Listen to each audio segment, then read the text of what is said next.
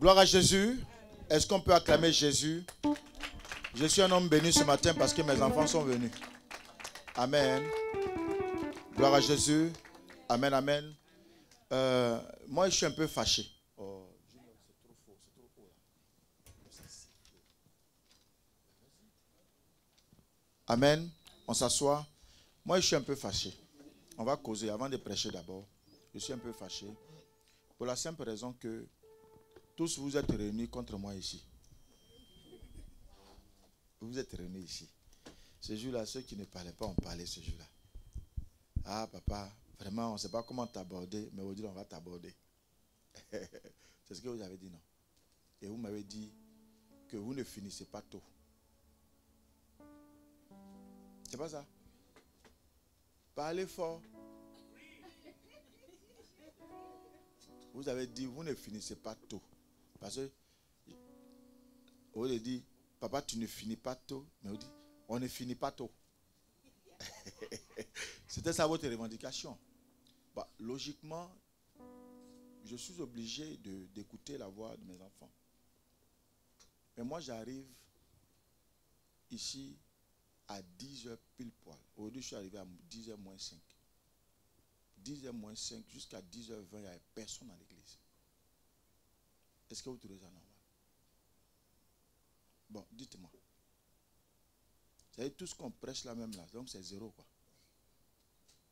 Bon, celui qui est le rémunérateur de ce que vous souhaitez avoir pour venir le célébrer, l'adorer là. Lui, il est là à 10h. Vous n'êtes pas là. Demain, quand vous avez problème, c'est vers lui que vous allez partir. Lui, il vous attend. Et vous venez à 11h, certains même à midi. Maintenant, c'est pour dire, on n'a pas vite fini. Moi, je peux faire un culte en 30 minutes. Hein. C'est possible. Je veux que chacun de nous prenne conscience de ça. Parce que, qu'est-ce que je constate? Vous prenez des engagements avec les hommes, le travail.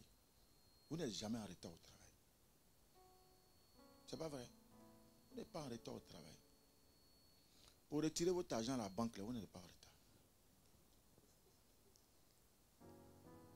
Amen. Quand vous devez recevoir quelqu'un dans la famille, vous n'êtes jamais en retard. Vous calculez bien de sorte que le repas puisse cuire, être prêt à l'heure du rendez-vous. C'est pas ça. Bon, moi je ne comprends pas. Hein. Celui même qui est le maître de l'univers et de la terre, là, vous êtes en retard pour lui. Celui qui tient ton souffle de vie, tu es en retard pour lui. Moi je suis votre père. Mais je me donne le droit d'écouter aussi les revendications de mes enfants. C'est une logique. Et ce que vous avez revendiqué était normal. C'est pas ça. Hier, je suis rentré, il était 3h du matin. 3h du matin. Mais déjà, à 6h, je suis debout. Jusqu'à ce que je vienne là. Et vous venez à quelle heure? À 11h. En fait, j'en parle pour attirer votre attention. Il nous reste 2 mois. 2 mois, nous sommes à quelle porte? La sortie ou l'entrée? 2 mois, nous sommes à quelle porte? Je vous ai fait ces enseignements. Ça devait sortir. Non, vous êtes à la sortie. Écoutez-moi très bien. Nous sommes à 2 mois. Où la bête est dehors. La bête. Est-ce que tu veux vous enseigner depuis? La bête est dehors. On va développer ça, amplifier ça. C'est-à-dire qu'à partir du mois de novembre jusqu'en décembre, jusqu'en janvier, là, je ne vais pas vous laisser en paix. Prière sur prière. Je vais vous expliquer les manigances de la bête. La bête est dehors. Il nous reste 2 mois. Vous savez, la bête est dehors pour les rescapés. Ceux que la bête n'a pas pu avoir en 10 mois, là, elle est dehors pour l'attendre à la sortie. Elle s'est positionnée à la sortie, elle attend. Elle attend. Donc, qu'est-ce qu'elle va faire? Elle va commencer maintenant à accuser tout le monde. Et dans ces accusations, il y a un objectif, te fragiliser. te décourager et ne pas venir à l'église. Alors comme il m'a regardé comme ça, moi il ne vient plus. Ouais, moi je ne suis pas venu dimanche, il ne m'a pas appelé, donc moi il ne vient plus. Ça c'est la bête qui fait ça. De sorte qu'à un moment donné, Dieu te rejette. Et quand Dieu te rejette, lui il est content maintenant. Il fait de ta vie ce qu'il veut ou ce qu'elle veut. Donc la sortie là, si tu n'as pas attaqué à l'entrée, il ne t'a pas détruit à l'entrée, la sortie, il ne te ratera pas. Il nous reste 2 mois. Les 2 mois là, pardon, sois correct. Mais surtout sois correct avec Dieu. Pendant les 2 mois. Pourquoi? Parce que les 2 mois qui nous restent à sortir de 2021 nous annoncent une rentrée de 2022. Encore, il va se positionner à l'entrée. C'est pour cela que je vous dis toujours, il faut avoir l'expérience de pouvoir connaître l'esprit malin. Quand tu le connais, tu sais qu'il va t'attendre à l'entrée et à la sortie. Donc toi, avant qu'il ne t'attende, toi tu poses déjà ton hôtel à la sortie. C'est pas ce que je vous dis tous les ans. Tu poses ton hôtel, ton offrande, ton hôtel, tu le poses. Donc quand il cherchera des personnes qui vont détruire, ce n'est pas toi. Quand il t'a raté, là, à la sortie, il dit, bon, on va l'attendre à l'entrée de 2022. À l'attendre de 2022, il va te tendre toutes sortes de pièges. Tu fais encore quoi? Tu poses encore un hôtel à 2022. Finalement, il ne sait plus quoi faire. Il te laisse. Et la bête commence à dormir à partir du mois fin mars, la bête dort. Avril, elle n'est pas dehors. Mai, elle n'est pas dehors. Juin, elle n'est pas dehors. Juillet, elle n'est pas dehors. Elle commence à sortir à partir du mois d'août. Pourquoi août? C'est là qu'il y a beaucoup plus de festivités. C'est là qu'il y a beaucoup plus de vacances. Il y a beaucoup plus de loisirs. On a le beau temps, beau paysage. Donc elle est dehors, pas pour tuer, pas pour détruire, mais pour identifier. Pendant qu'il y a la joie, elle est faite. On va au pays, on est dans la joie, on est dans la fête. Et pendant ce temps-là, elle te marque. Souvenez-vous, je vous ai toujours dit, la création, la force de la création, c'est le sang. La force de la destruction aussi, c'est le sang. Le peuple d'Israël devait être libéré. Il fallait que la mort ne puisse pas rentrer dans chaque maison du peuple d'Israël. Le sang. Il fallait mettre le sang par-dessus la porte. Ce sang-là n'a pas permis au peuple d'être réellement sécurisé. Christ est venu nous apporter le meilleur des sangs. Sachez une chose. Quand la bête vient mettre sa marque, elle viendra soit avec sa salive, le sang, mais elle te marquera quelque chose, ou même un manteau, ou bien un habit, ou bien peu importe. Il y a plusieurs facettes. Et ça, je vais vous les montrer. Plus vous savez comment la bête fonctionne, moins vous prenez des risques. Mais l'un des risques que vous êtes en train de prendre, c'est ça. Là. En tant que père, j'ai le devoir de vous le dire. Ne pas être à l'heure dans l'église. Ne pas être présent dans la présence du Seigneur. Alors que quand ça ne va pas, vous criez à lui. La Bible dit ceci que l'ange de l'Éternel campe autour de ceux qui le craignent.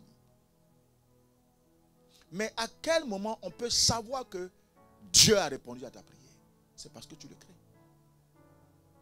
Il se laisse trouver par ceux qui le craignent. Je vous en prie. Sortez de votre confort. Je vous en supplie. Sortez de votre confort.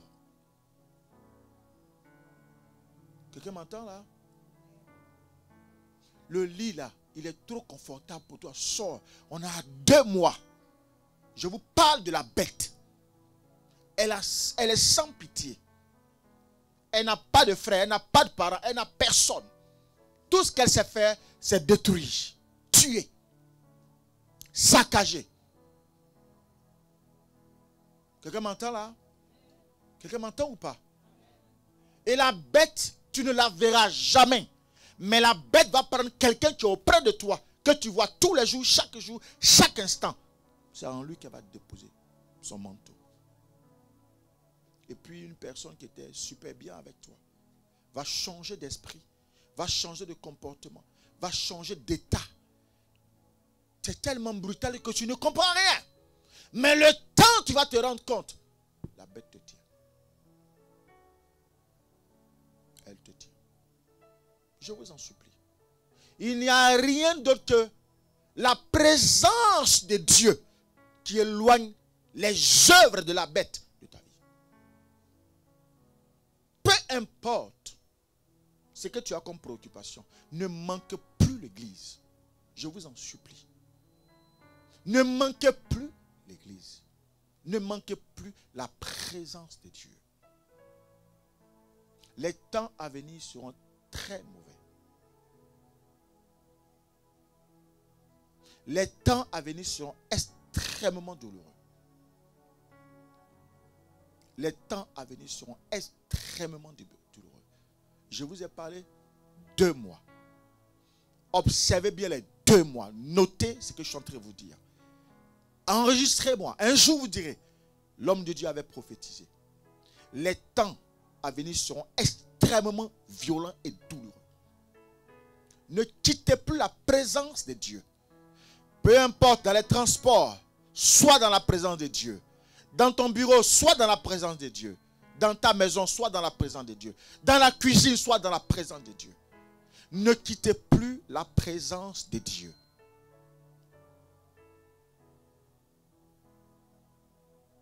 Mettez tout ce qui est prioritaire pour Dieu dans votre organisation. Et après, à partir du mois d'avril, vous pouvez lâcher un peu. Mais, tant que avril n'a pas sonné, la bête est dehors. La bête est dehors. Je vais simplement ouvrir une parenthèse, vous allez comprendre comment la bête est dehors. Je vais vous faire un témoignage. Tous les jours, le Seigneur m'a dit, donne une parole à mon peuple. Donc vous allez voir que sur mon mur, sur Facebook, je sors toujours une parole révélatrice, inspirée de Dieu. Et après, je sors les révélations. Je demande à ce que chacun dise Amen.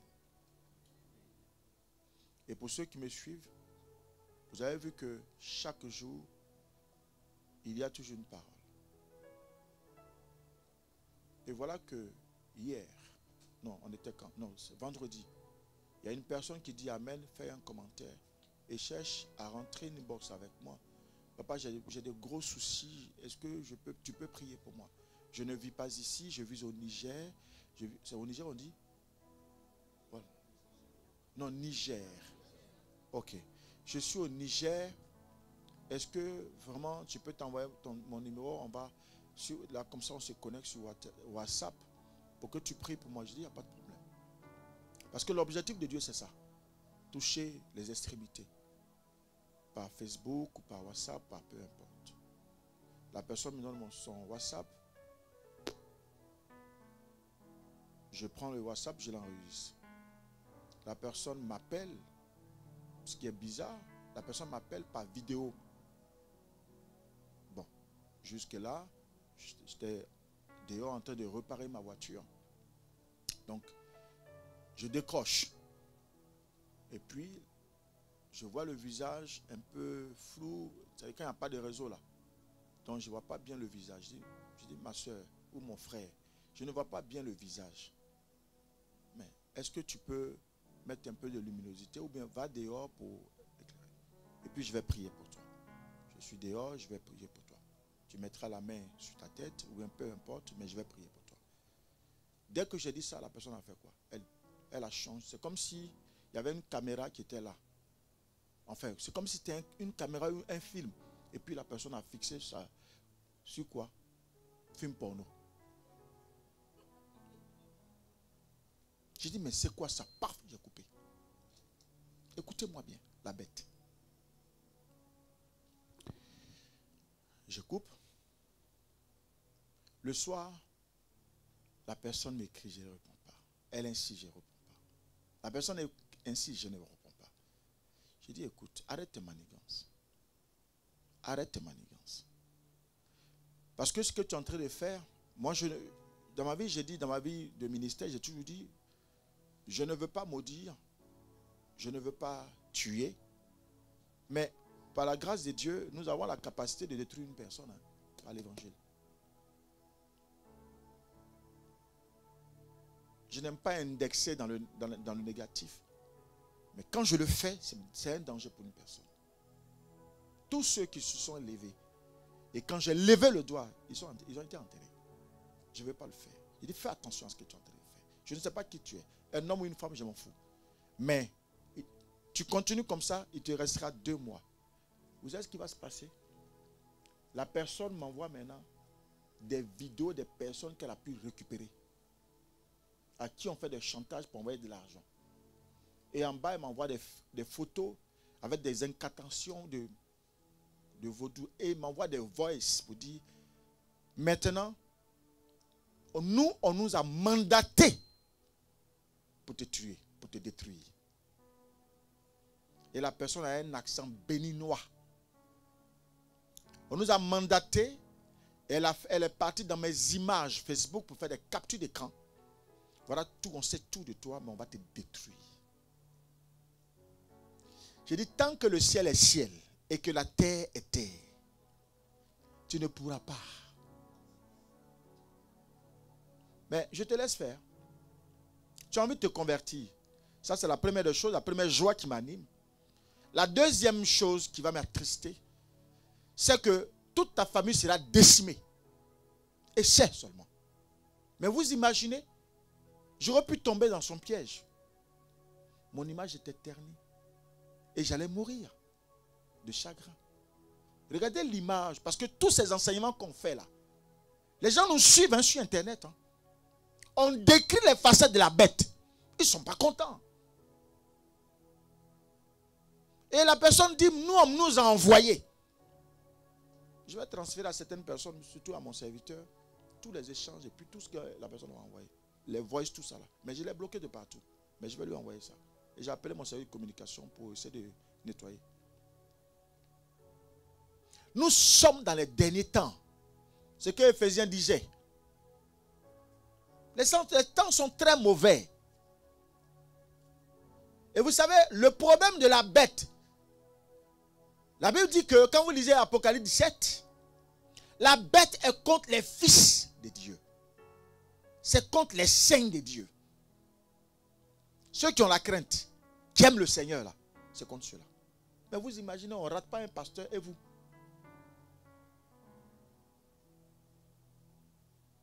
Faisons attention. Une seule minute dans les parvis de l'Éternel t'éloigne de beaucoup de choses. Ne négligez jamais la présence de Dieu. Vous ne le voyez pas, ce Dieu-là. Vous ne voyez rien, mais son esprit est là.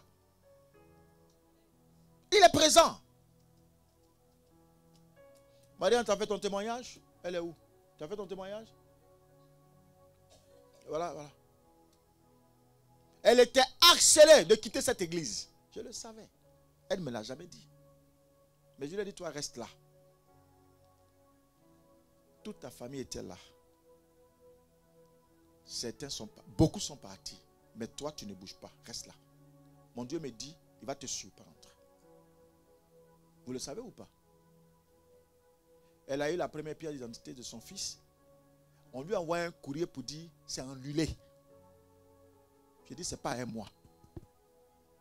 Courrier, c'est que le préfet a écrit là. Ce n'est pas un préfet qui a écrit. Ça là, moi je ne tiens pas compte de ça. Tu vas là à la préfecture, monte ton dossier, va à la préfecture, tu vas acheter tes papiers. Elle a eu ses papiers. Bien aimé, la bête a beaucoup de ruses pour atteindre son objectif. Il y a beaucoup de distractions dans la façon d'agir. Aujourd'hui, on va beaucoup causer. Je vous en supplie. La bête peut utiliser ton enfant. La bête peut utiliser ton mari. La bête peut utiliser ta femme. La bête peut utiliser ton proche collaborateur pour t'atteindre. C'est pour cela que Nous, en tant que pasteurs, on est obligé de vous expliquer les ruses de la bête.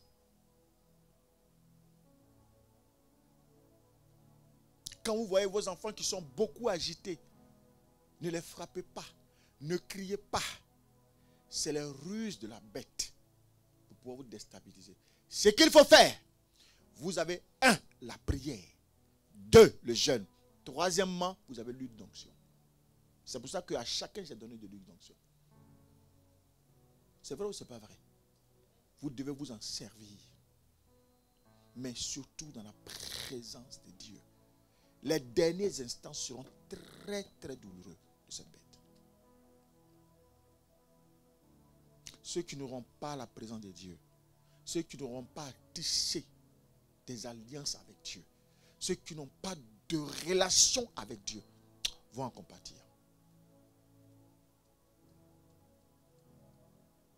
Vous me filmez? Vous me filmez? Notez bien ce que je suis en train de vous dire. Je suis en train de prophétiser comme ça. Pour attirer votre attention. Ne quittez plus jamais vos chaises dans vos églises. Restez dans vos églises. Priez dans vos églises. Soyez attachés à vos bergers dans vos églises. Soyez attachés à vos églises. Quittez les murmures. Quittez le bavardage inutile. Passez à l'essentiel. Regardez l'essentiel. La bête, les 2 mois seront fatidiques. La bête est dehors. Le sang va beaucoup couler. Soyez très attentifs. Vous qui ne payez pas vos dîmes, vous faites des erreurs monumentales. Laissez-moi vous le dire. La première alliance qu'il faut tisser avec Dieu, c'est la dîme. Je suis fatigué de vous parler de ça. Mais excusez-moi, pourquoi vous êtes têtu même? Pour votre propre vie, vous insistez. Et dans la bêtise, quand la situation est là, on va crier à Dieu, je ne peux rien faire. Quand on arrive à ce niveau, je ne pourrai rien faire. Parce que la dîme n'est pas mon argent. Ce n'est pas à moi. La dîme d'une église n'appartient pas à un pasteur. Celui qui le fait est en train de voler Dieu. La dîme de l'église appartient à l'œuvre de Dieu et à l'église. Le pasteur là, si tu dois compter sur l'argent de l'église, va travailler. Va travailler. Va défricher la terre. Mets un commerce là. La dîme de l'église n'est pas pour toi. C'est pour contribuer à l'évolution de l'œuvre de Dieu. C'est vrai, tu as une part, mais elle n'est pas à toi. Travaille. De ton travail, paye la dîme. La dîme de l'église n'est pas pour le pasteur. Et je suis très intransigeant avec ça. Peuple de Dieu, je vous en supplie. Payez vos dîmes. C'est pour vous-même, ce n'est pas pour moi. Les 2 mois là, c'est des mois qui seront horribles. Notez ça. Notez ça. Seuls vont épargner ceux qui sont dans la présence et dans la crainte de Dieu et qui ont des alliances avec Dieu. Ils seront épargnés. Ainsi a parlé le Seigneur. Acclame le Seigneur.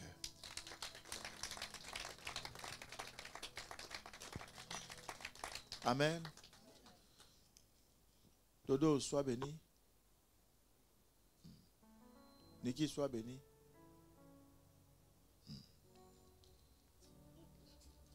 La plus belle. Joli bébé. Il faut te lever un peu. Est-ce qu'on peut acclamer le Seigneur pour la présence des femmes? À partir d'aujourd'hui, je la baptise Joli bébé. Il y a Mamie Choco et puis il y a Joli bébé. Amen. C'est mon joli bébé. Si je vous dis son âge, vous n'allez pas croire. C'est pour ça qu'elle est mon joli bébé. Amen. Sois béni, maman. Amen. On acclame Dieu pour la vie de Maman Rachel qui était partie à Abidjan pour enterrer. Elle est revenue. Mets-toi debout, ma fille. Voilà. Pour tous ceux qui ont contribué pour, n'est-ce pas, l'assistance ou l'accompagnement financièrement. Hein, voilà. Que Dieu vous bénisse. Mais ceux qui ne l'ont pas encore fait, Thomas, il faut continuer à faire votre travail. Hein. Ceux qui n'ont pas encore fait, là, ils n'ont qu'à le faire. C'est obligé. Amen. Alors, pour ceux qui sont là pour la première fois, qui ne savent pas comment ça fonctionne, moi ici, j'applique la Bible, soutenir le père, soutenir la mère. N'est-ce pas? Quand quelqu'un perd son père ou sa mère, on la soutient de 30 €. Pour celui qui veut, il donne. Mais pour moi, c'est une nécessité, c'est une obligation. Maintenant, toi, tu n'es pas obligé de donner. Bon, tu fais comme tu veux. Amen. Il y a Bonaventure, le papa de Brandon, qui a perdu son père le mardi dernier. Là, il est parti rapidement parce que chez eux, on ne dure pas. On fait rapidement. Donc, il est parti aux Antilles. N'est-ce pas? Voilà. Mais tout à l'heure, qu'il soit parti, lui, il est parti, mais sa femme est là. Hein? Sa femme est là. Ok. D'accord? Tout à l'heure, le conseil, on se suit, on va là-bas. On va pour les condoléances. N'est-ce pas? Ok, comme on l'a prévu. Et puis quand il viendra, bon, sa famille nous rendra compte que nous, on est passé. Amen. Voilà. Et quand il sera là, en fonction du programme qui sera établi sur Paris, on va les accompagner, on va les assister. Mais d'abord, la première assistance, c'est la prière.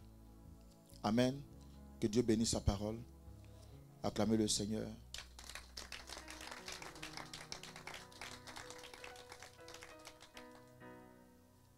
Seigneur, nous te confions ce programme, nous te confions ce moment. Que toi seul sois maître en ce lieu. Seigneur, nous nous effaçons, je m'efface. Mais que ton règne soit là, que ta présence soit là, que ton onction soit là, que ton esprit soit là. Que ce pour lequel tu m'as mandaté, Seigneur, puisse être révélé. Non seulement par moi, mais en moi. Afin que cette révélation soit une bénédiction pour chacun de nous, Seigneur. Nous bénissons cette présence, nous bénissons ce temps, nous bénissons tes enfants qui sont venus partout, Seigneur, pour t'écouter. Je prie que toi seul sois le maître. Merci Jésus. Quelqu'un peut dire Amen? Ok. Alors, nous sommes sur quel thème? Qui se souvient de ça? L'esprit des eaux. Et le dimanche dernier, nous avons vu quels étaient les différents caractères ou bien les différents esprits qui étaient cachés derrière l'esprit des eaux. Et nous avons identifié combien d'esprits? On a parlé de l'esprit de la convoitise. C'est bien ça? Et quel est le personnage que nous avons utilisé en exemple le dimanche dernier? C'était qui? C'était qui? David. Et nous avons vu que, qu'est-ce que David a fait? Il a vu une femme qui se baignait qu'on appelait comment? Hein? Hein? Bathsheba. Faut dire, c'est quoi? Amen. Voilà. C'est des choses qui sont importantes. Il faut que vous me suivez en même temps. Et donc, quand il a vu la femme, il a aimé la femme. Enfin, il n'a pas aimé tout de suite. Mais il a fait quoi? La convoitise des yeux l'a amené à désirer la femme. Ce n'est pas de l'amour, mais il a désiré. Donc, quand il a désiré, automatiquement, qu'est-ce qu'il a fait? Il a donné des directives afin que cette femme soit amenée vers lui. C'est bien ça. Et donc, nous avons identifié d'abord l'esprit de la convoitise.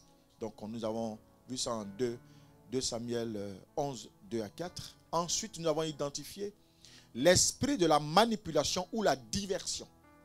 C'est bien ça?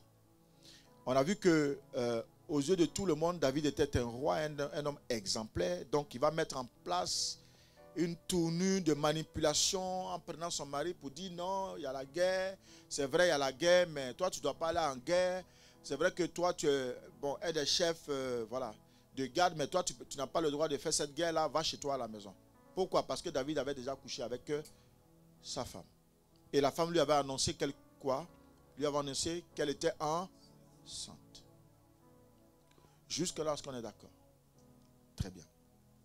Donc, on a l'esprit de la manipulation ou la diversion. Ensuite, on va avoir une hypocrisie, un amour hypocrite. C'est bien ça? On a parlé de l'amour comment? Hypocrite. Alors, dans cet amour hypocrite, David a organisé la rencontre entre lui et Uri. Et au sortir de la rencontre, quand Uri sortait de la rencontre, il a fait quoi? Il a accompagné de quoi? D'un présent. Lisez vos Bibles. Hein. Suivez le séminaire. Là, comme ça, au fur et à mesure, vous allez voir à quelle étape nous sommes et comment vous allez prier vous aussi. Donc, il a accompagné d'un présent. On a vu ça dans 2 Samuel 11, verset 8b. Il fut suivi d'un présent. Amen, amen. Donc, vous comprenez que là, le présent qu'il donne, c'est un cadeau. Mais tu viens de coucher à la femme de l'autre et puis tu dis un cadeau. Et c'est ça, c'est un vrai amour. C'est un amour comment? Donc, comprenez que l'esprit des eaux a une manifestation d'amour hypocrite. Le sourire qui te fait en face n'est pas le vrai sourire. Le sourire est de t'endormir jusqu'à atteindre son objectif, en fait. On est d'accord? Et ensuite, nous avons vu que l'esprit des eaux utilisait quoi? La domination, le pouvoir, utilisait l'autorité. Amen. Donc, on a dit que celui qui était animé par l'esprit des eaux n'aimait pas être contrarié. David a été contrarié parce que quand il a dit à Uri, va chez toi, Uri a dit, non, moi je suis un garde. Mon chef, Joab, mon chef d'état-major est sur le terrain. Et puis moi qui suis le commandant, je vais aller dormir dans ma maison pour aller coucher avec ma femme pendant que mes frères sont en train de se battre. Alors que là, ils sont en train de tuer Israël, moi je ne peux pas partir. Uri était vrai, mais David était comment? Faux. Donc, il va tout de suite prendre un décret dans lequel il décide de tuer Uri. Pourquoi? Parce qu'il a été contrarié. Parce qu'il est roi. Ça, c'est une manipulation encore. Mais j'ai appelé cette manipulation, n'est-ce pas, la domination. Tous ceux qui sont animés par l'esprit des eaux aiment dominer. C'est-à-dire aiment occuper l'espace, en fait. Aiment le pouvoir. Il faut qu'on sache que c'est eux. Peu importe la manière, mais ils aiment le pouvoir. Ils sont autoritaires et ils n'aiment pas être contrariés. Son oui là est oui.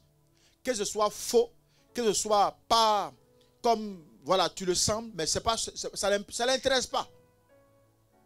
Tel était le cas de David. Quelqu'un m'entend? Ensuite, on a vu le 5e point. Le 5e point, et d'ailleurs c'est le dernier. On a vu qu'il était animé d'un esprit comment? De l'envoûtement pour avoir le contrôle. Quand tu es trop difficile à te gérer, là, nous on t'envoûte. Hein?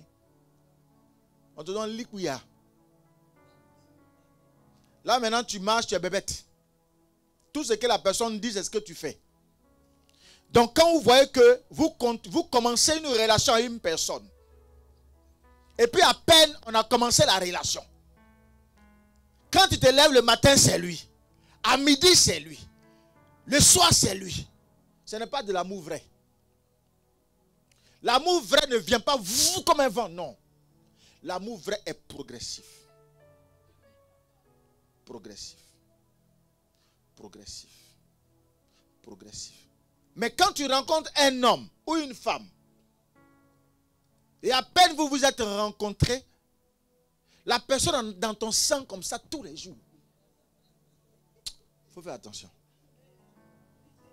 La personne vise un objectif. Une fois l'objectif est atteint, la personne va te laisser. C'est après que maintenant, cette même personne va voir tous les défauts qui étaient sur toi. Donc plus la personne met accélérateur, mais on n'a qu'à coucher. Mais depuis la même temps, c'est comment? Plus la personne vers toi recule. Parce que plus tu recules, plus on met du temps, c'est comme l'ivraie et le blé. Le soleil va descendre. Avec le temps, la patience, le temps de Dieu sonnera de sorte qu'on saura qui est la personne réellement. Quand tu aimes une personne, tu attends. Tu peux avoir tout le temps possible pour attendre. Pourquoi tu accèles la personne comme ça? Tous les jours. Je t'aime, je t'aime, je t'aime, je t'aime, je t'aime. Oui, mais d'accord. Et après, derrière, je t'aime à quoi? Mon sac de riz n'est pas payé, je t'aime. Mes enfants ne m'aiment pas à la fin, je t'aime. C'est je t'aime à maman ici. Alléluia. Et la personne t'envoie de ces messages. Comme toi, tu aimes poésie là. On t'envoie poésie. Si ce n'est pas poésie, on se met à genoux devant tout le monde. Hey, tu sais que... À un fleur, on se met à genoux bas. Il faut faire attention. Ça, c'est de l'envoûtement. Il y a plusieurs formes d'envoûtement. Il y a celle qui est spirituelle, où on possède tes pensées, on touche tes pensées, on pense que tu ne peux rien devenir, tu ne peux rien obtenir, tu n'es rien du tout. Il y a celle qui est physique dans l'empoisonnement. Amen. Donc, quand vous voyez tous ces éléments qui commencent à se conjuguer autour de vous, prenez du recul. Le recul que vous prenez, certainement c'est la bonne personne, on ne sait pas. Mais ce qui va vous le confirmer, c'est la présence de Dieu. C'est votre prière. En toute chose, faites-moi voir vos besoins. Priez. Demandez à Dieu qui est cette personne. Tout n'est pas opportunité. Ah, je suis en train de vieillir là. Ah, le monsieur il a dit même, mais attends, c'est bon là. Et puis tu es parti. De toute façon, tu es parti. Comme tu es émotionnel, de toute façon, si tu recules à elle, les mouchoirs. Alléluia. Quelqu'un m'entend? Quelqu'un m'entend?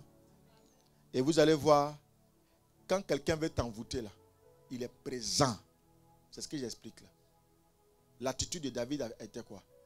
David a organisé un repas où il y avait la boisson, il y avait la nourriture. Est-ce que David s'est éloigné? Il était présent. Est-ce qu'il a mangé? Donc, David voulait se rassurer que ce qu'il a mis dedans là, ils ont mangé. Quand la personne a fini de manger, David était content. Est-ce que Uri n'est pas mort? 6e point. Uri n'est pas mort. Donc quand on t'a tiré, l'objectif final de l'esprit des eaux, c'est ta mort. 2 types de mort. Mort spirituelle, l'envoûtement, la manipulation, tout ce que tu as, l'emprise, tout ça, c'est la mort spirituelle. Maintenant, quand tu es trop dur, on cherche maintenant dans la mort dans quoi? Dans l'âme. Vers la fin, David savait que tant que le monsieur la vit là, c'est pas bon. Il faut tuer. Donc vous comprenez que l'objectif de tout ça là, c'est à cause des femmes. Toi tu vas tuer quelqu'un. C'est même pas à cause de l'or, ni à cause des diamants. Femme. Femme qui est versée comme ça. Vous avez compris? Donc normalement quand vous voyez cette attitude dans la vie de celui dont la Bible dit c'est l'homme selon le cœur de Dieu. Ça va vous décourager, hein? Il y a une bonne raison. Il y a une bonne raison. Je me pose la question, est-ce que David a subi cette situation ou David est lui-même l'esprit? D'où cette situation est partie? Comment David l'a vécu? Pourquoi est-ce que David le vit comme ça? Tu m'entends? Normalement, nous sortons tous de familles, de pays, de villages. Qu'est-ce qui s'est passé? Il y a des origines. Tout ce qui se manifeste dans la vie d'un homme ou d'une femme a une origine. À un point de départ, à un fondement. C'est pour ça que la Bible nous dit dans Psaume 11, verset 3, quand les fondements sont renversés, le juste, que fera-t-il? Ce que je veux faire dans cet enseignement, c'est de vous amener à prendre conscience pour renverser les fondements. David était serviteur de Dieu. David était un grand homme, roi. Mais regardez l'esprit qu'il a détruit. Regardez l'esprit qu'il a manifesté. Ça voudrait dire, nul n'est à l'abri. Et j'ai dit ceci. Cet esprit est l'esprit le plus violent par rapport à la sorcellerie. Parce qu'avec ses manigances, tu ne peux pas. Tu ne peux pas. Et puis, cet esprit-là prend un domaine, une des portes que tout le monde affectionne. Le sexe. Même bébé aime ça. Amen. À cause de ça, il y a beaucoup de dégâts. C'est une des portes que cet esprit affectionne. Alléluia. Gloire à Jésus. Donc, comprenez que il n'y a pas autre chose que cet esprit veut, c'est pour nous détruire. Maintenant, comment nous allons faire? De sorte que l'esprit là nous ne détruise pas. Quand à un moment donné tu n'es pas marié, l'esprit est assis. C'est cet esprit qui est à la base de la lourdeur. On a prié ce vendredi contre la lourdeur. La lourdeur t'éloigne de beaucoup de choses. La lourdeur t'éloigne de la grâce de Dieu qui est sur ta vie. Cet esprit est à la base de la fainéantise. Cet esprit est à la base de la négligence. Ramener toujours tout à demain. C'est alors qu'on peut le faire maintenant. Au final, on ne le fait plus. Et ça nous rattrape vers la fin. Après, on accumule maintenant des situations. On ne sait plus comment s'en sortir. Cet esprit est à la base de ça. L'esprit des suicides, c'est cet esprit qui est à la base. Le divorce, les séparations dans les couples, c'est cet esprit. La masturbation, c'est cet esprit qui est à la base. Il y a deux types de masturbation. C'est celle qui est physique avec la main. Et puis celle qui est spirituelle. Tu es là, tu penses à tous les 400 coups que tu as fait dans le passé. Et puis tu es là, puis tu ris tout seul. Tu es dans la joie. C'est cet esprit qui est à la base. Aujourd'hui, tu es avec un homme, le lendemain, il te quitte. C'est cet esprit qui est à la base. Tu n'arrives pas à te construire. C'est cet esprit qui est à la base. Tout ce que tu touches, à un moment donné, ça avance. Et puis ça s'arrête. C'est cet esprit qui est à la base. Cet esprit est le grand frère de la sorcellerie. C'est lui qui appelle le renfort à la sorcellerie. Parce que cet esprit, son endroit, son domaine de vie est l'eau. Quelqu'un m'entend? L'eau. Et entre la création, vous avez vu, je vous l'ai expliqué, qu'est-ce qui a été créé d'abord? Ce n'est pas la forêt, c'est d'abord l'eau. Et c'est de l'eau que dans l'eau que vivait. De quelle eau? C'est du fleuve. C'est du fleuve que c'est répandu les autres eaux qu'on appelle aujourd'hui lagunes, mer, tout ça. Mais tout est parti du fleuve, depuis le jardin d'Éden. Je vous l'ai expliqué. Et cet esprit dormait dedans. Cet esprit était là avant que Adam ne vienne. Donc il était là. Les ténèbres étaient déjà là.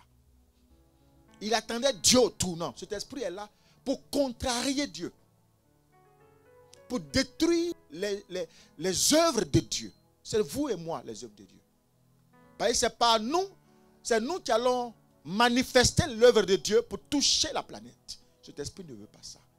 Parce que cet esprit s'est levé contre Dieu et Dieu l'a fait descendre. Et quand il est descendu, il dit, je t'attends à terre. La terre là, tu as donné ça à tes fils. Mais moi je suis à la terre. J'attends. Alléluia. Les eaux étaient là, il était là. La terre était là, il était là. Cet esprit est à la base. Comment faire pour faire pleurer Dieu? C'est cet esprit qui est à la base. Parce que quand un malheureux crie, l'Éternel entend. Alléluia. Les pleurs d'un malheureux dérangent Dieu. Cet esprit est content. À chaque fois que tu n'es pas marié, Dieu n'est pas dans la joie. Parce qu'il a dit, dans ma maison, il n'y a pas de stérile. Amen. Pour avoir des enfants, il faut être marié. Quand l'on formera des complots contre vous, ça ne vient pas de moi. Moi, Dieu. C'est cet esprit qui est à la base. Donc, il veut contrarier Dieu à tous les coups. Parce qu'en toi, il y a de grandes dimensions d'élévation. Mais cet esprit ne veut pas que cette dimension-là puisse s'accomplir dans ta vie. Il va te freiner. Il va te bloquer. Il va te condamner. Les bagarres, l'inceste, on va voir ça plus tard. Dans la vie de David. Qu'est-ce que cet esprit a provoqué? Dégâts. L'esprit à la base. Nul n'est épargné. Non, moi, cet esprit-là ne peut rien. Il faut t'asseoir. Il faut t'asseoir. On n'a pas loupé roi. On n'a pas loupé David, prophète. Il faut t'asseoir. Il ne faut pas prier. Alléluia. Donc comprenez que nous allons voir aujourd'hui d'où vient l'histoire de David. Comment se fait-il que David est tombé? C'est-à-dire que David a vécu ça. D'où c'est parti? Tout a une histoire. Qui a posé l'autel? Aujourd'hui, qui a sali la vie de David? Parce que le fondement, c'est l'autel. Tant que cet autel n'est pas renversé, à chaque fois, il y a des réclamations sur ta vie. Que tu sois pasteur, pas pasteur, chrétien, bon chrétien, tu jeûnes 1000 jours, tout ça. Mais dès lors, cet autel-là n'est pas renversé, il y a des moments, il y a des périodes de ta vie de faiblesse où tu lâches la main de Dieu. Ça te réclame automatiquement. Et on commence à vivre les épreuves. Les disputes à ne pas s'arrêter dans la maison, c'est l'esprit qui est à la base. Partout tu vas, puis on te rejette là, c'est l'esprit qui est à la base. Les mariages qui ne sont pas consommés, c'est l'esprit qui est à la base. Parce que dans le spirituel, il t'a marié. Dans le réel, tu n'as pas droit au mariage. Dès que quelqu'un vient t'épouser, palabre. Il peut même te laisser la personne rentrer. Mais dès lors la personne est rentrée, tu vis l'humiliation en humiliation. La honte sur la honte. Le déshonneur sur le déshonneur. Et il va faire en sorte que ce ne soit pas toi qui es en cause parce que lui t'aime. Il ne veut pas que tu sois exposé. Donc il va faire en sorte que ce soit l'homme sur qui il va déposer le mauvais manteau. Et dans la réalité, c'est l'homme qui découche. Mais dans le spirituel, c'est toi le problème.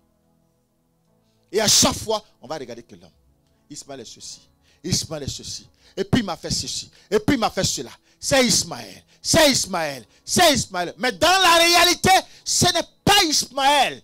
Il faut avoir le discernement, il faut prier. Seigneur, que se passe-t-il? Qui est réellement caché derrière ma situation? Il y a soit ton père, toi, soit ta mère. Il y a ton frère ou ta soeur. Il y a les proches, tes oncles, tes cousins ou autres. Il y a les amis, il y a 4 catégories de personnes qui sont cachées derrière cette situation-là. Et toi, tu vas regarder toujours Ismaël. Et il y a une autre catégorie qu'on ne dit pas très souvent. Les hébergeants. Ceux qu'on héberge. Des gros pitons qu'on met dans nos maisons. La maison était tranquille, paix, tranquille. La personne rentre dans ta maison. La maison se dresse. Tes enfants se cognent les uns contre les autres. Alors que ça s'aimait. C'était la force. Tout le monde était uni. C'était la joie. Dès que tu as fait l'erreur de vouloir faire de bonnes choses, tu as mis un piton dans ta maison.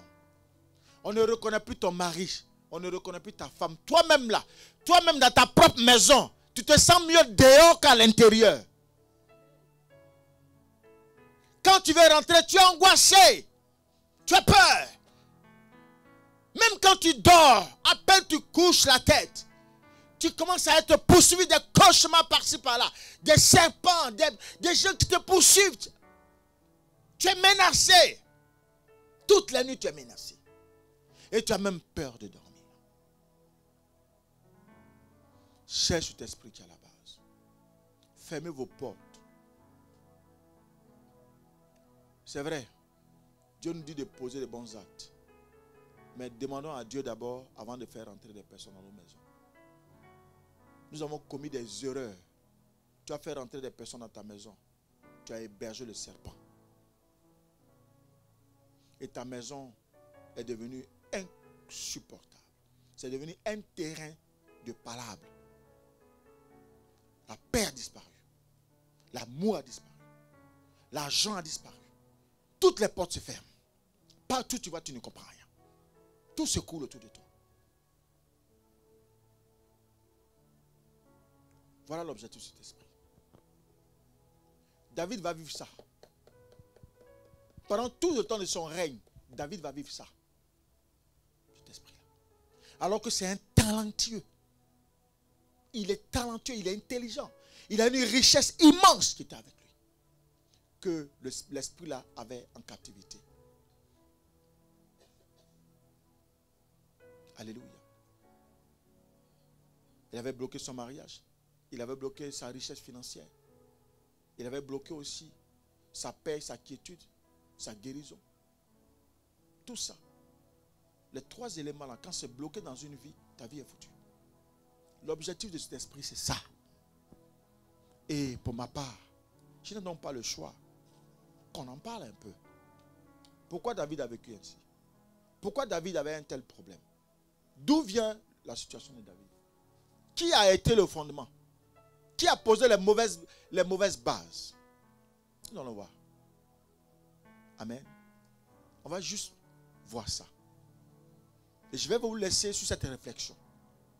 Chacun de nous va rentrer chez lui à la maison. Et quand tu vas rentrer, tu vas voir, tu vas prendre une feuille et tu vas voir tu vas écrire toutes les manifestations de ta propre vie. Et on va tous, par la prière, tu reviendras avec ça dimanche prochain. Ou en semaine, quand on viendra à la prière. En fonction de ces si tu caches, tu vas mourir tout seul. Vous savez, une faute révélée est pardonnée. On ne cache pas un esprit qui nous détruit. Toi-même, tu sais que personne, même si je ne suis pas là avec toi, mais quand tu es tout seul là, tu as fermé la chambre, toi-même, tu sais ce qui est là. Il faut parler de ça. Quelqu'un m'entend? Dans ça là, Jésus attend toi seul que tu déclares. Ce que tu vas déclarer, c'est ce qu'il fera de ta vie. Tant que tu caches, l'esprit grossit en toi. Tu montres toujours la bonne face, l'esprit grossit en toi. Non, moi j'ai rien, c'est l'autre. L'esprit grossit. Il faut étaler tes faiblesses. Dieu va t'aider. Dans ce combat-là, c'est vrai, il y a la prière, il y a le jeûne. Mais c'est la main de Dieu qui va te sortir de là. Quelqu'un m'entend? Cet esprit a détruit beaucoup de familles. Cet esprit est à la base de la paralysie. Quand tu n'arrives pas à bien marcher, c'est cet esprit. Ça touche les nerfs. Ça touche tout ce qui est colonne lombaire. C'est avec les reins solides là que tu vas coucher avec femme. Donc ça attaque les colonnes lombaires. Cet esprit est à la base de la stérilité. Cet esprit est à la base de tout ce qui est fibrome. Cet esprit est à la base de tout ce qui est règles douloureuses. Amen. Quelqu'un qui vit les règles douloureuses, c'est que cet esprit a couché avec toi, donc il t'a mis un sperme démoniaque. C'est avec ce sperme démoniaque, maintenant on contrôle tous tes mouvements, tous tes avoirs, toutes tes communications, tout ce que tu fais contrôler. Quand tu es en train de partir à Gagnoua, il sait. Quand tu es en train de manger caviar, il sait. Partout ce que tu veux. Je vous ai parlé de l'envoûtement. C'est l'envoûtement qui est là. Quand il couche avec toi, il y a beaucoup de personnes ici qui sont sujettes de cet esprit. Vrai ou faux? On va y arriver, on va prier après. Le moment viendra, on va faire des délivrances par l'Esprit de Dieu. Mais souffrez d'abord que je vous enseigne. Mon fils, tu es avec moi? Ok. On va aller dans Genèse. On va être dans Genèse. Il faut toujours avoir ton micro, hein, fils. Ah bon? Le baladeur est gâté? Bon, qui peut m'acheter un baladeur? Quelqu'un peut-il m'acheter un micro-baladeur? 2 micro-baladeurs? Le micro-baladeur est gâté. Quelqu'un peut l'acheter? Séance tenante. Quelqu'un peut m'offrir ça à l'église? Pour dimanche prochain. À la fin du culte, tu viens voir la sœur Josiane. On va avancer. Oui, rapidement. Genèse 38, verset 6. Jusqu'au verset 30, mais on va aller doucement et je vais vous expliquer assez rapidement. Vous m'accorderez, parce que vous êtes venu en retard, vous m'accorderez aussi 20 minutes en plus. Acclamez le Seigneur pour m'encourager. Voilà. Vas-y mon fils. Parce qu'il faut que je vous explique l'histoire. Il faut que vous compreniez. Oui. Genèse 38, verset 6. Oui. Judas prit pour Er, son premier-né, une femme nommée Tamar. Ok. Pour ceux qui ont la Bible physique, vous soulignez Tamar. Er, premier-né de Judas, était méchant aux yeux de l'Éternel, et l'Éternel le fit mourir. Ok.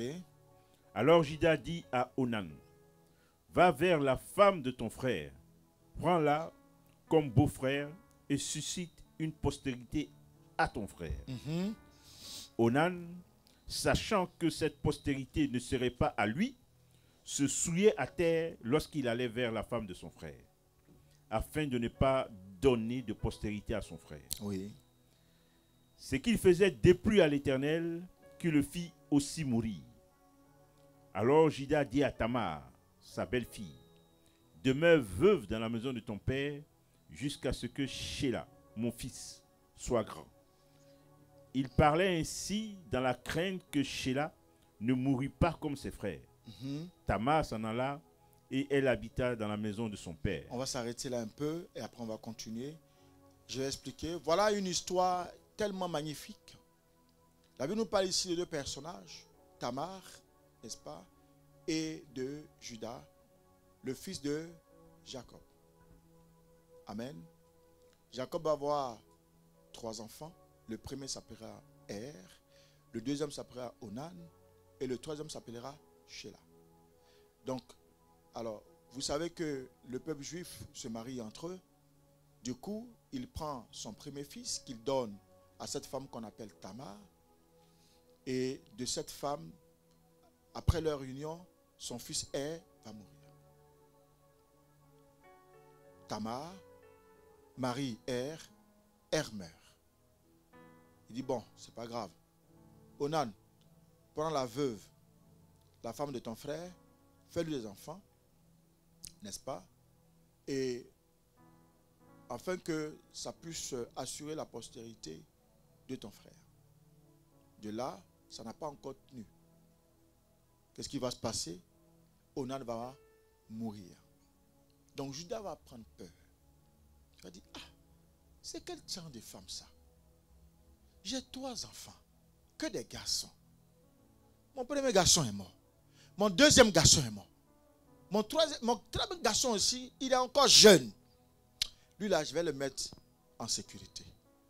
Tamar, va chez tes parents. Reste pour l'instant dans ton habit de veuvage. Reste veuve. Le temps que mon fils, Shelah, grandisse. Amen. Donc vous comprenez que Judas va faire la promesse à qui? À Tamar. Jusqu'à là, est-ce qu'on se comprend? On se comprend? Verset 12. Verset 12. Les jours s'écoulèrent et la fille de Shua, femme de Judas, mourut. Lorsque Judas fut consolé, il monta à Timna, vers ceux qui tondaient de ses brebis, lui et son ami Ira, là du Lamite. On en informa Tamar et écoutez on lui bien. dit. On en informa Tamar hier. Et on lui dit, oui. Voici ton beau-père qui monte à Timna pour tondre ses brebis. Yes. Alors elle ôta ses habits de veuve. Attendez un peu. Alors elle fait quoi? Elle ôta ses habits de veuve. Ensuite elle fait quoi? Elle se couvrit d'un voile et s'enveloppa. Elle va faire quoi? Se couvrir d'un voile, elle va s'envelopper ensuite. Et elle s'assit à l'entrée de Naïm, sur le chemin de Timna. Oui. Car elle voyait que Shelah était devenu grand et qu'elle ne lui était point donnée pour femme. Écoutez-moi.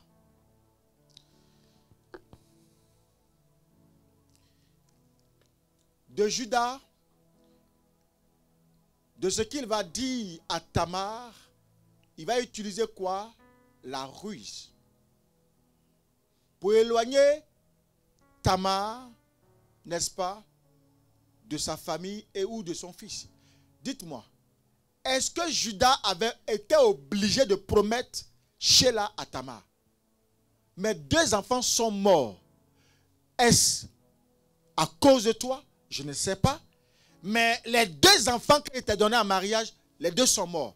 Mon dernier là, rentre dans ta famille. Il n'y a plus d'enfants. Est-ce que lui, il était obligé de pouvoir promettre à Tamar que dès que Shelah est grand, je te l'accorde. La femme a eu ça dans son cœur. Ça a été une promesse. Et vous allez voir que toute cette situation tourne autour de quoi? Du sexe.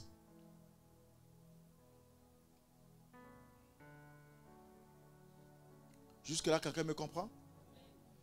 Judas utilise la ruse. Je vous ai dit, la ruse était dans David ou pas? Oui. La manipulation était dans David ou pas? Oui. Amen, amen. Premier fondement. Premier fondement. Maintenant, deuxième fondement, elle va se déguiser. Elle va quitter son habit de veuvage. Elle va se revêtir d'un autre habit. Quel est ce type d'habit? De prostituée. Elle va se mettre à comment on appelle? Timna. Timna. Amen. Et elle va se mettre à la porte. Pourquoi? Continuons la suite. Verset 15. Oui. Judas la vit et il l'a pris pour une prostituée. Ah! Judas la vit et il fait quoi? Il l'a pris pour une prostituée. Vous savez pourquoi il allait faire ça? Sa femme est morte. Judas avait un problème avec le sexe.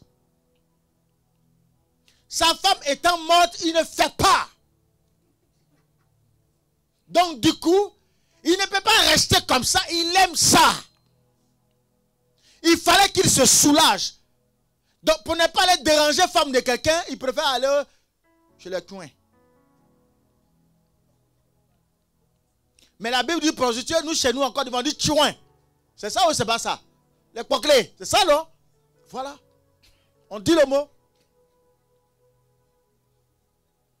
Trop chaud. Je suis en forme. Alléluia. Donc vous voyez ici que première des choses, il y a la vengeance dans la vie de qui? Tamar. Il y a la manipulation dans la vie de qui? De Judas. Ensuite, il y a l'esprit de la prostitution dans la vie de qui? Tamar. Est-ce qu'elle était prostituée au départ? Elle va faire quoi? Elle va se revêtir d'un manteau de prostitution. Donc automatiquement dans le ciel, Dieu a signé que Tamar est prostituée. Vous me comprenez un peu?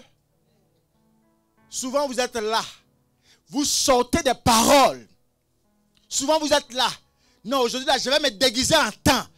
Je vais me déguiser en homme. Dès lors que tu te déguises en homme, une femme va venir coucher avec toi. Alléluia. C'est ce qu'on manifeste dans le spirituel par nos pensées, ce qui nous arrive. Regardez Judas, regardez Tamar. Elle n'est pas une prostituée. Mais elle voulait se venger pour récupérer un petit garçon là. Parce que la Bible ne lui dit pas entre et Oman, il y avait combien d'années? Entre Oman avec Sheila, il y avait combien d'années? Ça se trouve même que c'est un petit. Elle est chaude derrière le petit qu'on a gnagni là. À cause des garçons, tu te déguises en prostituée. Ta destinée qui était royale comme ça là, tu l'as détruite. Tu l'as gâtée. Regardez l'esprit. Jusque là on se comprend? On continue un peu. On continue un peu. On va vite. Donc, verset 16. Oui. Judas l'aborda sur le chemin et dit: laisse-moi aller vers toi. Oui. Car il ne connut pas que c'était sa belle-fille. Elle dit: que me donneras-tu pour venir vers moi? Il répondit: je t'enverrai un chevreau de mon troupeau. Et elle dit: me donneras-tu un gage jusqu'à ce que tu me l'envoies? Il répondit: quel gage te donnerai-je? Elle dit: ton cachet, ton cordon et le bâton que tu as à la main. Il les lui donna. Puis il alla vers elle et elle devint enceinte de lui. Regardez. Vous voyez un peu comment des personnes, des hommes d'une certaine dimension peuvent à un moment donné tomber face au sexe. Et puis on ne se contrôle plus. Hein. On est tétanisé comme ça. Lui, il veut faire, obligé. Forcer, il veut faire. Parce que là, il a eu l'occasion, il ne faut pas rater ça. Là. Opportunité comme ça, là, on ne laisse pas. Oui. Donc la femme blague ça. Donne-moi ça. Donne-moi ton cordon. Donne-moi ton cachet. Donc, toi, là, une femme te demande ça. Là. Tu sais que c'est une prostituée. Donne-lui l'argent et puis quitte-la. Mais elle est en train de chercher des gages. Les gages, c'est-à-dire que la preuve de l'acte. C'est-à-dire, une fois, cet esprit-là vient dans notre esprit, on ne réfléchit plus. Il faut qu'on fasse. Donne-moi ça, tiens. Donne-moi 1 million, tiens. Tue ton enfant, tiens. Là, Judas est en train de faire quoi? Il est en train de vendre son âme au diable. Quelqu'un m'entend? Quelqu'un m'entend? Regardez la bassesse. Comment on peut descendre très facilement? 3 actes vont être posés. Premier acte. Tamar va passer à l'acte par la vengeance. Verset 14. On ne va pas lire. Deuxième acte. Elle va se déguiser en prostituée et passe à l'acte avec Judas. Troisième acte, elle devient enceinte. En si peu de temps, 3 actes ont été posés. Alléluia. De cette union naît, continue. Alors, verset 19. Oui. Elle s'éleva et s'en alla. Oui. Elle ôta son voile et remit ses habits de veuve. Mais regardez ce qui va arriver. Continue. Judas envoya le chevreau par son ami l'Adulamite Oui. pour retirer le gage des mains de la femme. Mais il ne la trouva point. Il a fini de dormir, il était content, il était radieux maintenant. Il veut venir prendre maintenant ce qu'il avait donné là. Continue. Il interrogea les gens du lieu en disant: où est cette prostituée qui se tenait à Énaïm sur le chemin? Il répondit: il n'y a point ici de prostituée. Il retourna auprès de Judas et dit: je ne l'ai pas trouvée. Et même les gens du lieu ont dit: il n'y a point ici de prostituée. C'est chaud maintenant sur lui. Judas dit: quelle garde c'est qu'elle a? Ne nous exposons pas au mépris. Voici, j'ai envoyé ce chevreau et tu ne l'as pas trouvé. Environ 3 mois après, on vint dire à Judas: Tamar, ta belle-fille, s'est prostituée et même la voilà enceinte à la suite de sa prostitution. Et Judas dit: faites-la sortir et qu'elle soit brûlée. Comme on la menait dehors, elle fit dire à son beau-père: c'est de l'homme à qui ces choses appartiennent que je suis enceinte. Reconnais, je te prie, à qui sont ce cachets, ces cordons et ce bâton. Judas la reconnut et dit: elle est moins coupable que moi, puisque je ne l'ai pas donnée à Sheila, mon fils. Et il ne l'a pas connu non plus. Est-ce qu'on peut acclamer le Seigneur? Amen.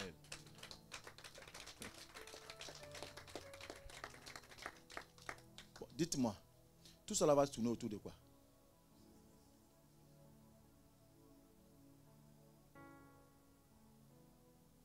Amen. Et de cette union est sorti combien d'enfants? Vas-y. Quand elle fut au moment d'accoucher, voici, il y avait 2 jumeaux dans son ventre. Et pendant l'accouchement, il y eut un qui présenta la main. La sage-femme la prit et y attacha un fil cramoisi en disant: celui-ci sort le premier. Mais il retira la main et son frère sortit. Alors la sage-femme dit: quelle brèche tu as faite? Et elle lui donna le nom de Pérez. Ensuite sortit son frère qui avait à la main le fil cramoisi et on lui donna le nom de Zérach. Retenez bien ces 2 noms-là. Ces 2 noms vont impacter la vie des enfants d'Israël jusqu'à Christ, jusqu'à nous, en passant par David. Amen. Donc, pour savoir quelle était la position réelle de David, soit il était victime, ou soit lui-même, il en était l'esprit. Amen. Nous allons dans Matthieu. Lisons Matthieu 1, verset 1 à 5. On va comprendre. Matthieu 1, verset 1. Généalogie de Jésus-Christ, fils de David, fils d'Abraham. Oui. Abraham engendra Isaac. Écoutez-moi. Suivez ça avec beaucoup d'attention. Avec beaucoup d'attention, cette généalogie, vous allez comprendre beaucoup de choses. Abraham engendra Isaac, oui. Isaac engendra Jacob. Jacob engendra Judas et ses frères.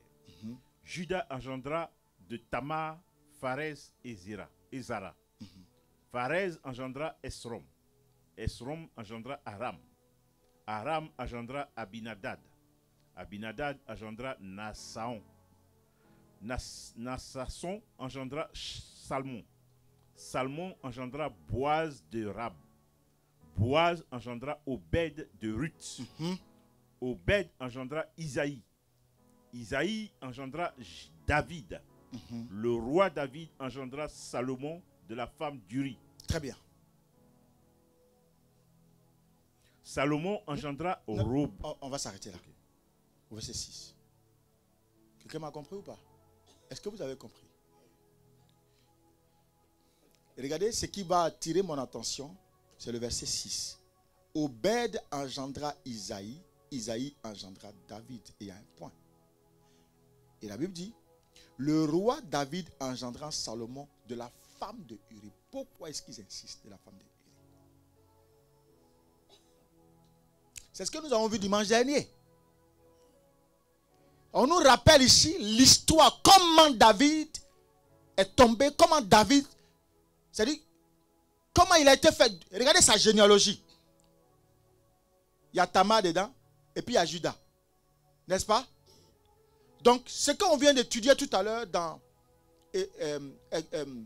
Genèse 38, c'est l'autel, le fondement. C'est de là qu'est partie la souffrance de David. À cause de Tamar, à cause de qui? Judas. Quand vous allez calculer ça, quand on va aller plus loin, vous allez voir, il y a 14 générations. Vous comprenez que ce que nous vivons aujourd'hui, nous sommes forcément victimes. Mais à combien de générations est-ce que tu le sais? C'est pour cela que la présence de Dieu est importante.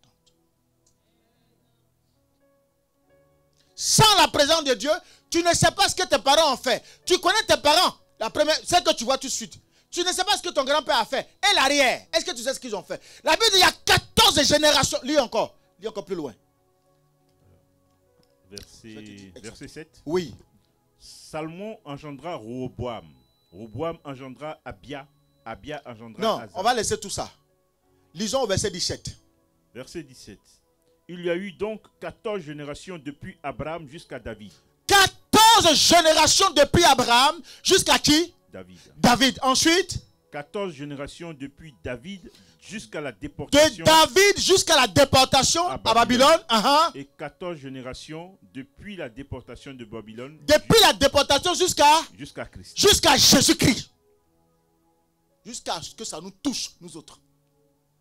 On est dedans, tous. Voilà d'où est venue la souffrance à la fois de David et de nous. Cet esprit-là, c'est un esprit qui est dans toutes les vies humaines. Ça n'est pas une personne, rouge, jaune, clair, tout ce que tu veux, ça est dedans. La seule différence, c'est que ceux-là n'ont pas la présence de Dieu et Dieu, par son esprit, ne les éclaire pas. Mais toi, tu es éclairé.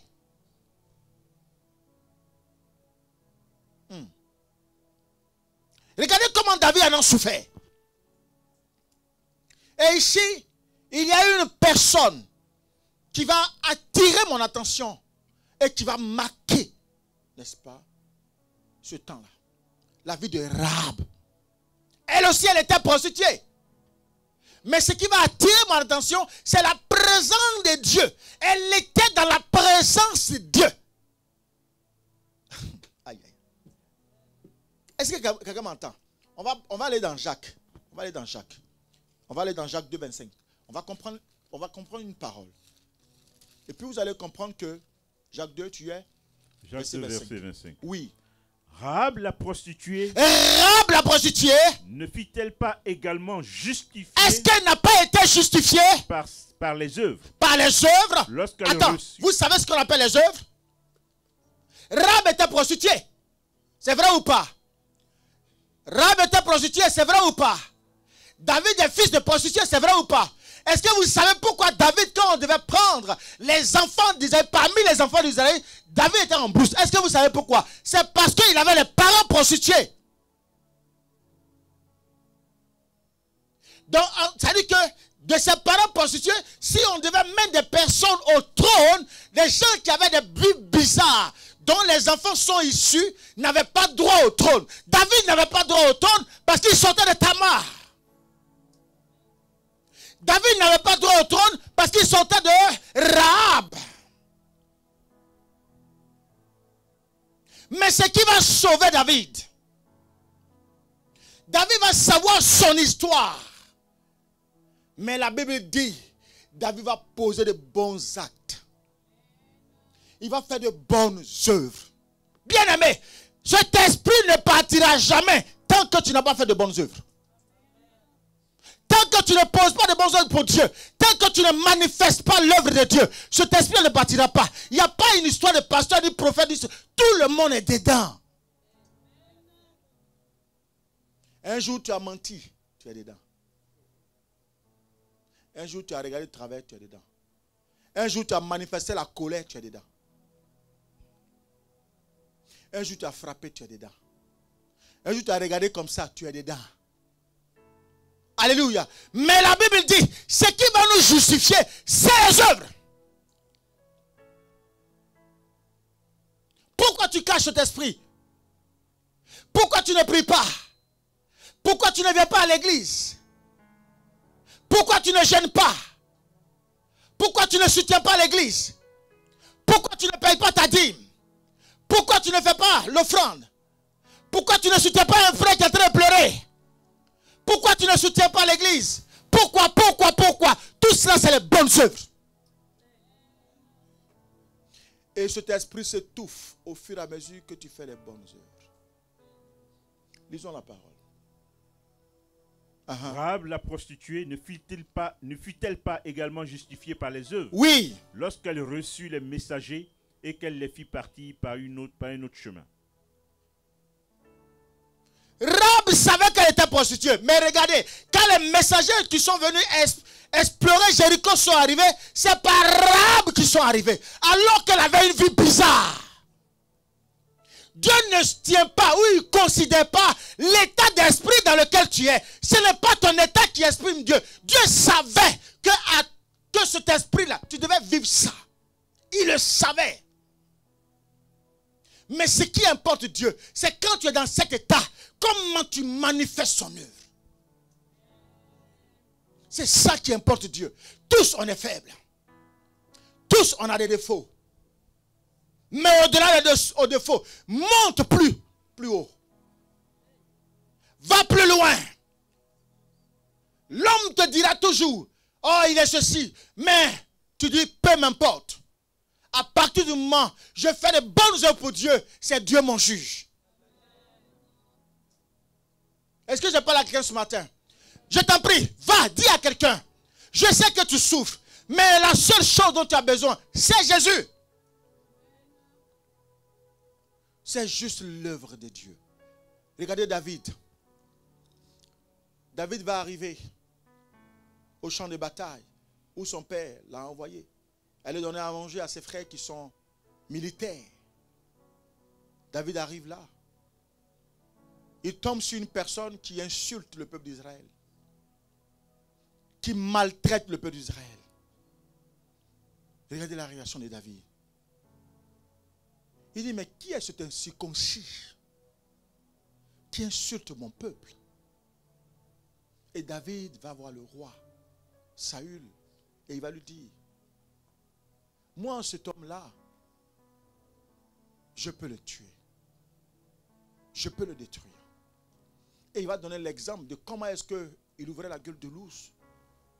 Il dit, de la même façon je le faisais, de la même façon cet homme tombera. David posait les bonnes œuvres pour qui? Il parlait du peuple d'Israël.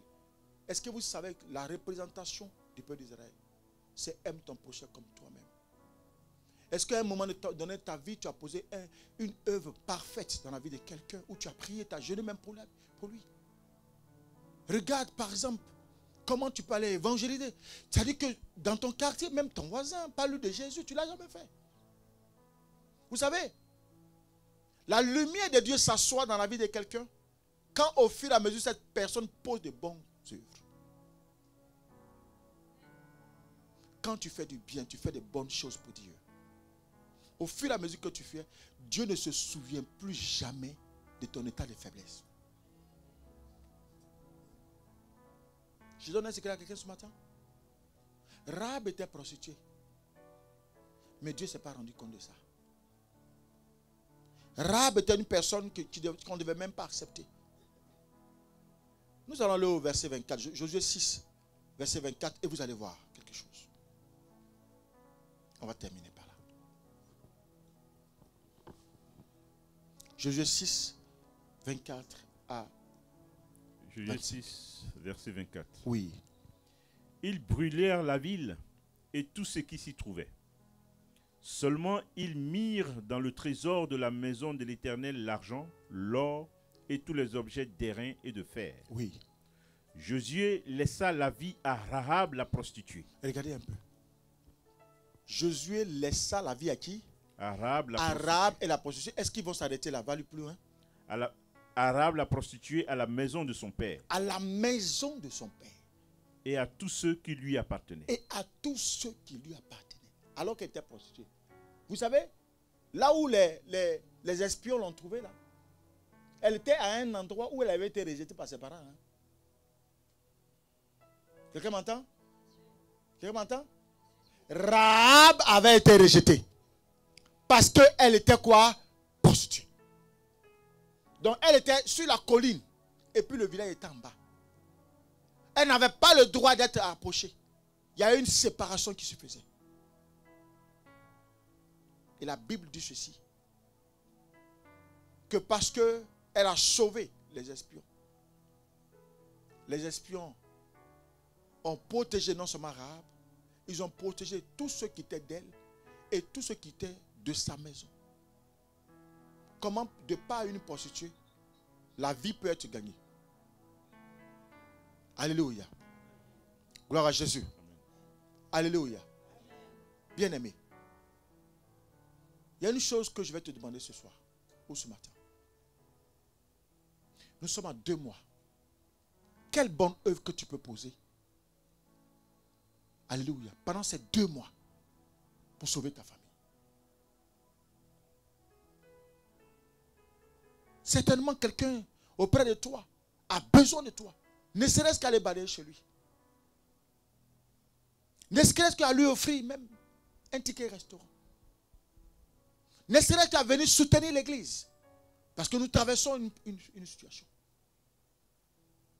Quelle bonne œuvre tu peux poser. Regardez Rahab. Elle était prostituée. Les hommes la regardaient prostituée.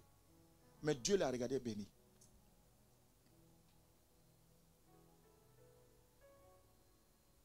Amen. Et vous allez voir que quand les espions partaient, ils disaient, vous partez, je peux vous faire une demande. Pardonnez quand vous allez partir.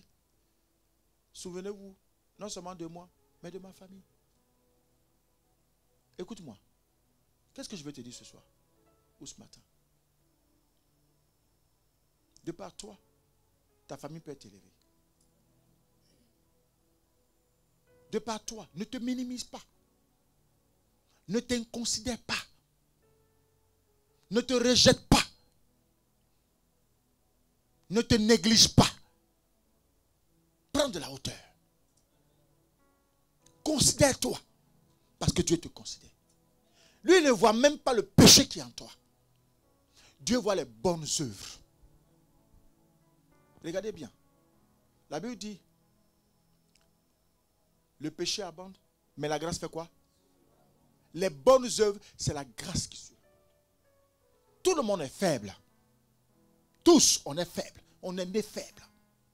Ce qui nous rend forts, c'est la présence de Dieu. Amen. Ah, j'ai insulté quelqu'un aujourd'hui. Demain là, vraiment, je ne vais pas à l'église. C'est-à-dire, tu fonctionnes comme ça. Tu vas te fermer la porte à beaucoup de choses. Continue à prier. Continue à bénir Dieu. Continue à porter l'offrande. Continue à porter les bénédictions. Continue. Mais tu verras, comme Rahab, Dieu visitera ta vie. Dieu visitera ta vie. Que Dieu te bénisse. Que Dieu te bénisse. Que Dieu te bénisse. Lève-toi. Que Dieu te bénisse. Que Dieu te bénisse. Que Dieu te bénisse. Merci Seigneur. Je vais juste entendre le piano.